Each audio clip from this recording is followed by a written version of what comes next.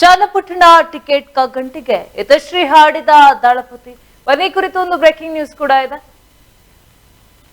ದಿನಾಂಕ ಘೋಷಣೆ ಮುನ್ನ ರಂಗೇರಿದ ಬೈ ಎಲೆಕ್ಷನ್ ಅಖಾಡ. ಇನ್ನು ಚನ್ನಪಟ್ಟಣದಲ್ಲಿ ಗಣೇಶ ಮೂರ್ತಿ ರಾಜಕಾರಣ ಮಾಡಲು ಸಿದ್ಧರಾಗಿರುವಂತದ್ದು.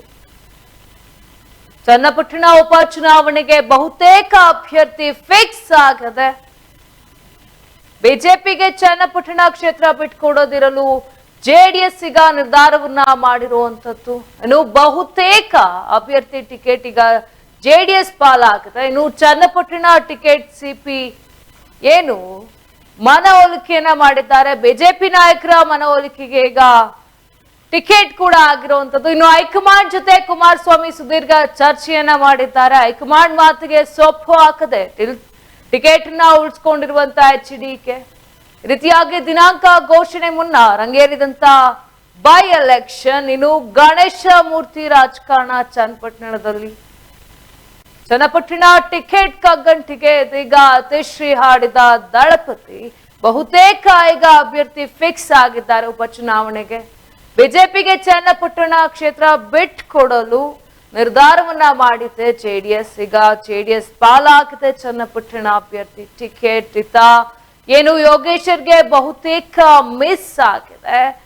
ಹೈಕಮಾಂಡ್ ಜೊತೆ ಕುಮಾರಸ್ವಾಮಿ ಸುದೀರ್ಘ ಚರ್ಚೆಯನ್ನ ಮಾಡಿದ ನಂತರ ಈಗ ಒಂದು ರೀತಿಯಾಗಿ ಹೈಕಮಾಂಡ್ ಮಾತಿಗೆ ಸೊಪ್ಪು ಹಾಕದೆ ಟಿಕೆಟ್ ನ ಉಳಿಸ್ಕೊಂಡಿದ್ದಾರೆ HDK ಅಂತಾನೆ ಹೇಳ್ಬಹುದು.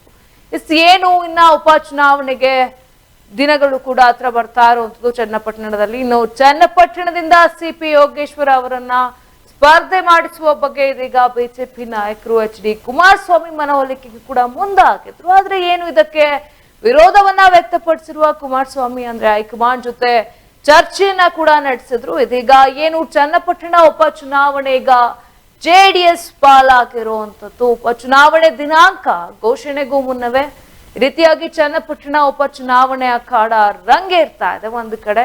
ಇನ್ನು ಯಾರಿಗೆ ಟಿಕೆಟ್ ಆಗುತ್ತೆ ಎಂಬ ಚರ್ಚೆಗಳು ಕೂಡ ಬಹಳಷ್ಟು ಹರಿದಾಡ್ತಾ ಇತ್ತು. ಸೊ ಚರ್ಚೆಗಳ ಬೆನ್ನಲ್ಲೇ ಈಗ ದಳಪತಿಯ ಪಾಲಾಗಿರುವಂತದ್ದು ಚನ್ನಪಟ್ಟಣ ಟಿಕೆಟ್. ಇನ್ನು ಚನ್ನಪಟ್ಟಣ ಅಭ್ಯರ್ಥಿ ಆಯ್ಕೆ ವಿಚಾರದಲ್ಲಿ ಬಿಜೆಪಿ ಜೆಡಿಎಸ್ ನಡುವೆ ಇದ್ದ ಟಿಕೆಟ್ ಗೊಂದಲಕ್ಕೆ ಈಗ ಬಹುತೇಕವಾಗಿ ತೆರೆ ಬಿದ್ದಿರುವಂತದ್ದು. ಬಿಜೆಪಿಗೆ ಚನ್ನಪಟ್ಟಣ ಕ್ಷೇತ್ರವನ್ನ ಬಿಟ್ಕೊಡದಿರಲು ಜೆಡಿಎಸ್ ಈಗ ನಿರ್ಧಾರವನ್ನ ಮಾಡಿದೆ. ಸೊ ಹೀಗಾಗಿ ಏನು ಜೆಡಿಎಸ್ ಅಭ್ಯರ್ಥಿ ಕಣಕ್ಕಿಳಿಯೋದು ಫಿಕ್ಸ್ ಕೂಡ ಆಗಿದೆ. ಚನ್ನಪಟ್ಟಣದಿಂದ ಏನು ಸಿಪಿ ಯೋಗೇಶ್ವರ್ ಅವರನ್ನ ಸ್ಪರ್ಧೆ ಮಾಡಿಸುವ ಬಗ್ಗೆ ಬಿಜೆಪಿ ನಾಯಕರು HD ಕುಮಾರಸ್ವಾಮಿ ಒಟ್ಟಿಗೆ ಮಾತನಾಡಿದ್ರು. ಅಂದ್ರೆ ಅವರ ಮನವೊಲಿಕೆಗೂ ಕೂಡ ಮುಂದಾಕಿದ್ರು. ಆದ್ರೆ ಏನು ಈಗ ಬಹುತೇಕ ಟಿಕೆಟ್ ಕೈ ತಪ್ಪಿರುವಂತದ್ದು. ಜೆಡಿಎಸ್ ಪಾಲಾಗಿರುವಂತದ್ದು ಚನ್ನಪಟ್ಟಣ ಟಿಕೆಟ್.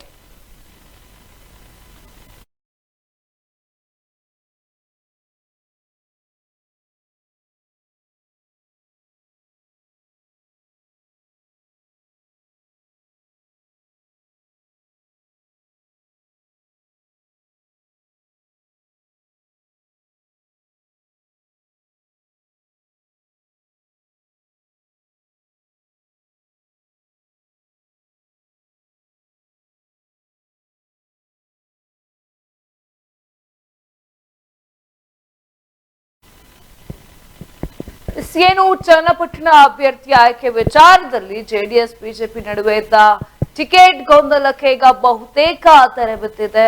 ಜೆಡಿಎಸ್ ಈಗ ನಿರ್ಧಾರವನ್ನ ಮಾಡಿದೆ, ನಾವು ಚನ್ನಪಟ್ಟಣವನ್ನ ಬಿಜೆಪಿಗೆ ಬಿಟ್ಕೊಡೋದಿಲ್ಲ ಅಂತ. ಒಂದು ರೀತಿಯಾಗಿ ಜೆಡಿಎಸ್ ಪಾಲಾಗಿರುವಂತದ್ದು ಟಿಕೆಟ್. ಬನ್ನಿ ಬಗ್ಗೆ ಹೆಚ್ಚಿನ ಮಾಹಿತಿನ ನೀಡಲು ನ್ಯೂಸ್ ಡೆಸ್ಕ್ ನಿಂದ ನರಸಿಂಹಮೂರ್ತಿ ನನ್ನೊಟ್ಟಿಗೆ ಇದ್ದಾರೆ. ನರಸಿಂಹಮೂರ್ತಿ, ಏನಿದು ಜೆಡಿಎಸ್ ಮತ್ತು ಬಿಜೆಪಿ ಯಾರಕ್ ಟಿಕೆಟ್ ಆಗುತ್ತೆ ಅನ್ನೋ ಒಂದು ಮಾತುಗಳು ಬಹುತೇಕ ಚರ್ಚೆಗೊಳಗಾಗಿತ್ತು, ಸಾಕಷ್ಟು ಚರ್ಚೆ. ಸೊ ಇದರ ಬೆನ್ನಲ್ಲೇ ಈಗ ಆಲ್ಮೋಸ್ಟ್ ಜೆಡಿಎಸ್ ಅಭ್ಯರ್ಥಿಗೆ ಫಿಕ್ಸ್ ಆಗಿರುವಂತದ್ದು ಟಿಕೆಟ್. ಏನಿದೆ ಈ ಬಗ್ಗೆ ಹೆಚ್ಚಿನ ಅಪ್ಡೇಟ್ಸ್? ಈಗ ರಾಮನಗರ ಜಿಲ್ಲೆಯಲ್ಲಿರುವಂತಹ ಚನ್ನಪಟ್ಟಣ ವಿಧಾನಸಭಾ ಕ್ಷೇತ್ರಕ್ಕೆ ಈಗ ಬೈ ಎಲೆಕ್ಷನ್ ಕಾವು ರಂಗೇರಿದೆ ಅಂತಾನೆ ಹೇಳ್ಬೋದು. ಯಾಕೆಂದ್ರೆ ಸಾಮಾನ್ಯವಾಗಿ ಮೈತ್ರಿ ಪಕ್ಷ ಅಲ್ಲಿ ಇರೋದ್ರಿಂದ HDK ಅವರ ಒಂದು ಪ್ರಾಬಲ್ಯ ಇರೋದ್ರಿಂದ ಹಾಗಾಗಿ ಈಗ ಅಲ್ಲಿ ಮೈತ್ರಿ ಪಕ್ಷದ ಜೊತೆಗೆ ಅಲ್ಲಿರುವಂತಹ ಮುಖ್ಯವಾಗಿ ಎಚ್ ಡಿ ಕುಮಾರಸ್ವಾಮಿ ಅವರ ಪಾತ್ರ ಇಲ್ಲಿ ಬರ್ತದೆ. ಅವರು ಈಗ ಹೈಕಮಾಂಡ್ ಜೊತೆಗೆ ಚರ್ಚೆ ಮಾಡಿ ಚನ್ನಪಟ್ಟಣ ಕ್ಷೇತ್ರದಲ್ಲಿ ನಿಖಿಲ್ ಕುಮಾರಸ್ವಾಮಿ ಅಥವಾ ಜಯಮುತ್ತು ಅನ್ನೋ ಒಂದು ಹೆಸರು ಸಹ ಕೇಳಿ ಬರ್ತಾ ಇದೆ. ಈಗೇನು ಬಿಜೆಪಿ ಅವರು ಎಚ್ ಡಿ ಕುಮಾರಸ್ವಾಮಿ ಅವ್ರ ಜೊತೆಗೆ ಸಾಕಷ್ಟು ಚರ್ಚೆ ನಡೆಸಿದ್ರು, ಹೈಕಮಾಂಡ್ ನಿಂದ ಸಹ ಒತ್ತಡವನ್ನ ಹಾಕ್ಸಿದ್ರು.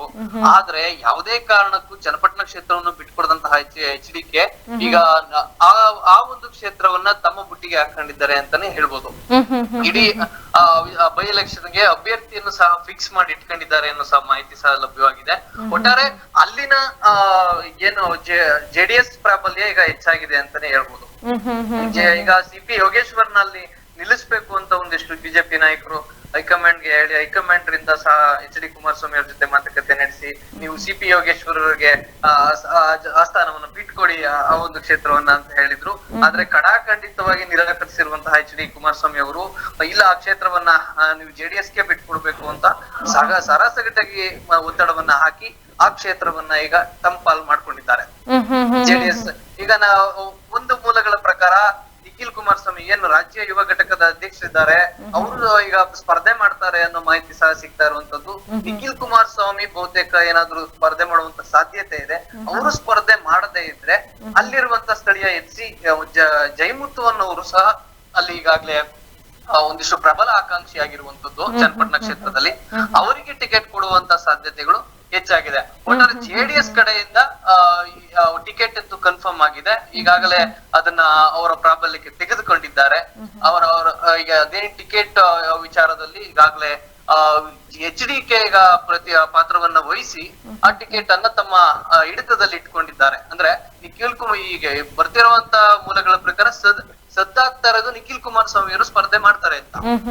ಆದ್ರೆ ಅವ್ರಿಗೇನಾದ್ರೂ ಈ ಟಿಕೆಟ್ ಮಿಸ್ ಆದ್ರೆ ಜಯಮುತ್ತು ಅವ್ರಿಗೆ ಸಿಗುತ್ತೆ ಅಂತ. ಇದಕ್ಕೆ ಪೂರಕವಾಗಿ ಇನ್ನೊಂದು ಉದಾಹರಣೆ ಏನು ಅಂದ್ರೆ, ಈಗಾಗಲೇ ಅಲ್ಲಿ ಕ್ಷೇತ್ರದಲ್ಲಿ ಓಡಾಡ್ಕೊಂಡು ಮತ್ತೆ ಅಲ್ಲಿ ಈಗ ಗೌರಿ ಗಣೇಶ ಹಬ್ಬಕ್ಕೆ 101 ಗಣಪತಿಗಳನ್ನ ಉಚಿತವಾಗಿ ನೀಡೋ ಮೂಲಕ ಒಂದಿಷ್ಟು ರಾಜಕಾರಣ ನಡೀತಾ ಇದೆ. ಈಗಾಗಲೇ ಒಂದಿಷ್ಟು ಗುರುತಿಸ್ಕೊಳ್ಳೋದಕ್ಕೆ ಪೈಪೋಟಿ ನೀಡ್ತಾ ಇದ್ದಾರೆ. ಸಿ.ಪಿ. ಯೋಗೇಶ್ವರ್ ಸಹ ಅಲ್ಲಿ ಗಣೇಶ ಮೂರ್ತಿಗಳನ್ನ ಉಚಿತವಾಗಿ ಕೊಡ್ತಾ ಇರುವಂತದ್ದು. ಜೊತೆಗೆ ಜಯಮುತ್ತು ಸಹ ಅವರ ಒಂದು ಪ್ರತಿಷ್ಠಾನದ ಮೂಲಕ, ಒಂದು ಟ್ರಸ್ಟ್ ನ ಮೂಲಕ ಗಣೇಶ ಮೂರ್ತಿಗಳನ್ನ ಉಚಿತವಾಗಿ ನೀಡ್ತಾ ಇರುವಂತದ್ದು. ಈ ಮೂಲಕ ಮತದಾರರನ್ನ ಒಂದಿಷ್ಟು ಮತದಾರರಿಗೆ ಸೆಳೆಯುವ ಯತ್ನ ಮಾಡ್ತಾ ಇರೋದು, ಮತ್ತೆ ಒಲವು ಯಾವ ರೀತಿ ಬೆಳೆಸ್ಕೋಬೇಕು ಅನ್ನೋ ಮತದಾರರೊಂದಿಗೆ ಒಂದು ನಂಟನ್ನ ಬೆಸಿತಾ ಇರುವಂತದ್ದು. ಇಲ್ಲಿ ನೋಡೋದಾದ್ರೆ ಈಗ ನಿಖಿಲ್ ಕುಮಾರಸ್ವಾಮಿ ಅವರು ಏನಾದ್ರು ಸ್ಪರ್ಧೆ ಮಾಡದೇ ಇದ್ರೆ ಖಂಡಿತವಾಗ್ಲೂ ಜಯಮುತ್ತು ಅವ್ರಿಗೆ ಸಿಗುತ್ತೆ ಅನ್ನೋ ಮಾಹಿತಿಗಳು ಸಹ ಈಗಾಗ್ಲೇ ಎಲ್ಲಾ ಕಡೆ ಚರ್ಚೆಯಲ್ಲಿರುವಂತದ್ದು. ರಂಜಿತಾ, ಇನ್ನು ಜಯಮುತ್ತು ಅವ್ರಿಗೆ ಏನಾದ್ರು ಟಿಕೆಟ್ ಆದ್ರೆ ಗೆಲ್ಲುವ ಚಾನ್ಸಸ್ ಇರುತ್ತಾ ಅಲ್ಲಿ? ಅಂದ್ರೆ ಯಾವ ರೀತಿಯಾಗಿ ಅವ್ರ ಪ್ರಭಾವ ಅಲ್ಲಿರುವಂತದ್ದು? ಎಸ್ ರಂಜಿತಾ, ಇಲ್ಲಿ ಯಾವ ರೀತಿಯ ಇದೊಂದು ಪ್ರತಿಷ್ಠೆಯ ಕಣವಾಗಿ ಈಗ ಮಾರ್ಪಟ್ಟಿದೆ. ಯಾಕೆಂದ್ರೆ ನಿಖಿಲ್ ಕುಮಾರಸ್ವಾಮಿ ಸ್ವಲ್ಪ ಪಾಪ್ಯುಲರ್ ಇದ್ದಾರೆ. ಅಂದ್ರೆ ಅವರ ಒಂದು ವರ್ಚಸ್ಸು ಮತ್ತೆ ತಿಳಿದಿರುವಂತದ್ದು ಎಲ್ಲರಿಗೂ ಯಾರು ಗೊತ್ತಿದೆ. ಈಗಾಗಲೇ ಒಂದ್ರಲ್ಲಿ ಸೋತಿದ್ರು, ಅದಾದ ನಂತರ ಮತ್ತೆ ಹೋಗ್ತಾರೆ. ಆದ್ರೆ MLA ಎಲೆಕ್ಷನ್ ಗೆ ಇದ್ ಮಾಡೋದಾದ್ರೆ ಯಾವ ರೀತಿಯಾದಂತಹ ಪ್ರಾಬಲ್ಯ ಮೆರಿಬಹುದು ಅಂತಾನು ಸಹ. ಯಾಕೆಂದ್ರೆ ಮೈತ್ರಿ ಪಕ್ಷ ಇರೋದ್ರಿಂದ ಇಬ್ಬರು ಸಹ ನಿಖಿಲ್ ಕುಮಾರಸ್ವಾಮಿ ಅವರಿಗೆ ಏನಾದ್ರು ಸಪೋರ್ಟ್ ಮಾಡಿದ್ರೆ ಖಂಡಿತವಾಗ್ಲೂ ಗೆಲ್ಲುವಂತ ಸಾಧ್ಯತೆಗಳು ಹೆಚ್ಚಿದೆ. ಆದರೆ ಜಯಮುತ್ತು ಯಥೇಚ್ಛವಾಗಿ ಅಲ್ಲಿ ಸ್ಥಳೀಯ ನಾಯಕರು ಅವ್ರು ಯಾವ ರೀತಿಯಾದಂತಹ ಪ್ರಾಬಲ್ಯವನ್ನ ಬೆಳೆಸ್ಕೊಂಡಿದ್ದಾರೆ, ಅಲ್ಲಿಗೆ ಅವರ ಮತದಾರರು ಅವರನ್ನ ಕೈ ಹಿಡಿತಾರ, ಒಂದಿಷ್ಟು ಗೊಂದಲವಾಗಿ ಉಳ್ಕೊಂಡಿದೆ. ಯಾಕೆಂದ್ರೆ ಅಲ್ಲಿ ಅವರು ಒಂದು ಟ್ರಸ್ಟ್ ಮೂಲಕ ಒಂದಿಷ್ಟು ಸಮಾಜ ಸೇವೆ ಮಾಡ್ಕೊಂಡು ಜೆಡಿಎಸ್ ನಲ್ಲಿ ಗುರುತಿಸ್ಕೊಂಡವರು. ಆದ್ರೆ ಬಿಜೆಪಿ ಅವ್ರಿಗೂ ಮತ್ತೆ ಜೆಡಿಎಸ್ ನವ್ರಿಗೂ ಅಲ್ಲಿನ ಸ್ಥಳೀಯ ಮಟ್ಟದಲ್ಲಿ ಯಾವ ರೀತಿಯಾದಂತ ನಂಟಿದೆ, ಅವರ ಬಾಂಧವ್ಯ ಹೇಗಿದೆ, ಅದರ ಆಧಾರದ ಮೇಲೆ ಜಯಮುತ್ತು ಅವರು ಗೆಲ್ಲುವಂತ ನಿರೀಕ್ಷೆಗಳು ಇರ್ತದೆ. ಬಟ್ ಜಯಮುತ್ತು ಅವ್ರಿಗೆ ಟಿಕೆಟ್ ಕೊಟ್ಬಿಟ್ರೆ ಅಲ್ಲಿ ಕಾಂಗ್ರೆಸ್ ನ ಇನ್ನೊಬ್ರು ಯಾರಾದ್ರೂ ಸ್ಟ್ರಾಂಗ್ ಕ್ಯಾಂಡಿಡೇಟ್ ಅಂತ ಏನಾದ್ರು ನಿಂತ್ಕೊಂಡ್ಬಿಟ್ರೆ ಕಾಂಗ್ರೆಸ್ ಕಡೆಯಿಂದ ಖಂಡಿತವಾಗ್ಲೂ ಸಹ ಇವ್ರಿಗೂ ಸೋಲಾಗುವಂತ ಸಾಧ್ಯತೆಗಳು ಇರ್ತದೆ. ಈಗಾಗಲೇ ಡಿ.ಕೆ. ಶಿವಕುಮಾರ್ ಭದ್ರಕೋಟೆ ಆಗಿರುವಂತ ರಾಮನಗರ, ಈಗ ಚನ್ನಪಟ್ಟಣದಲ್ಲೂ ಸಹ ಇವರು ಪ್ರಾಬಲ್ಯ ಇದ್ದೇ ಇರ್ತದೆ. ಡಿ.ಕೆ. ಶಿವಕುಮಾರ್ ಅವ್ರದ್ದು ಯಾವ ರೀತಿಯಾದಂತ ಕ್ಯಾಂಡಿಡೇಟ್ ಆಗ್ತಾರೆ ಅದ್ರ ಮೇಲೆ ಒಂದು ಪೈಪೋಟಿ ಏರ್ಪಡಬೇಕು.